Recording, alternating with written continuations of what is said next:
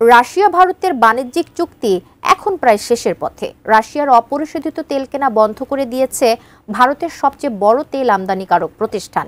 কিন্তু হঠাৎ কেন এমন সিদ্ধান্ত নিল নয়াদিল্লি? বিস্তারিত শিহাব ইসলামের ডেস্ক রিপোর্টে।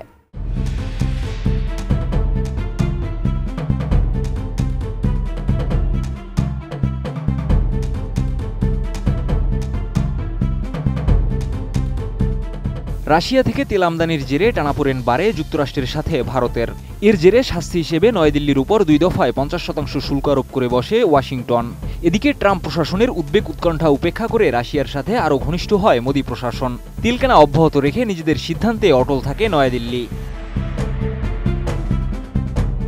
তবে এবার রাশিয়া থেকে অপরিশোধিত তেল আমদানি বন্ধ করার সিদ্ধান্ত নিল ভারত। সম্প্রতি দেশটির সবচেয়ে বড় শিল্পগোষ্ঠী রিলায়েন্স ইন্ডাস্ট্রিজ রাশিয়ার তেল আমদানি বন্ধ করে দিয়েছে।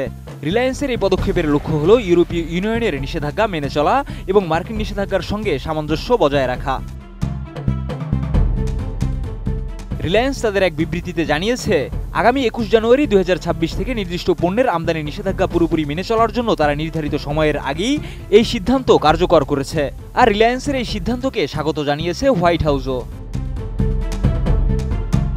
আমি বুঝি নির্মাণের শিল্প, সালাম স্টিল বোঝে durability. Salem steel, most durable still.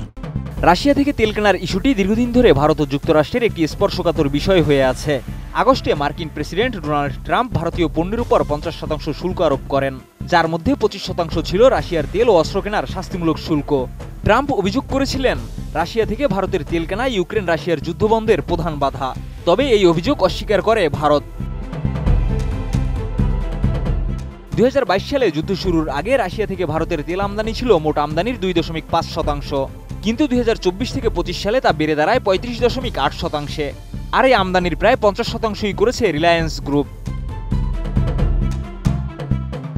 রিলায়েন্সের Jamnagar রিফাইনারিতে বিশ্বের সবচেয়ে বড় একক রিফাইনারি কমপ্লেক্সের 2টি ইউনিট রয়েছে, একটি রপ্তানির জন্য, অন্যটি দেশীয় বাজারের জন্য। তবে গত কয়েক মাসে আন্তর্জাতিক চাপ বৃদ্ধির কারণে ভারতকে রাশিয়া থেকে তেল আমদানি কমাতে বাধ্য হতে হয়েছে। বিভিন্ন প্রতিবেদনে বলা হয়েছে, ভারতের অন্যান্য কিছু রিফাইনারিও ইতিমধ্যে আমদানি কমানো শুরু করেছে। এদিকে গ্লোবাল ট্রেড অ্যান্ড রিসার্চ ইনিশিয়েটিভের বিশেষজ্ঞ অজয় শ্রীবাস্তব মনে করছেন, ভারত যদি আমদানি কমানোর লক্ষ্য পূরণ করতে সক্ষম হয়, তাহলে যুক্তরাষ্ট্রকে অতিরিক্ত 25% শুল্ক তুলে নেওয়া উচিত। না হলে সদ্য উন্নত হওয়া কূটনৈতিক আলোচনাগুলো আবারও ক্ষতিগ্রস্ত হতে পারে। শিহাব ইসলাম, ATN নিউজ।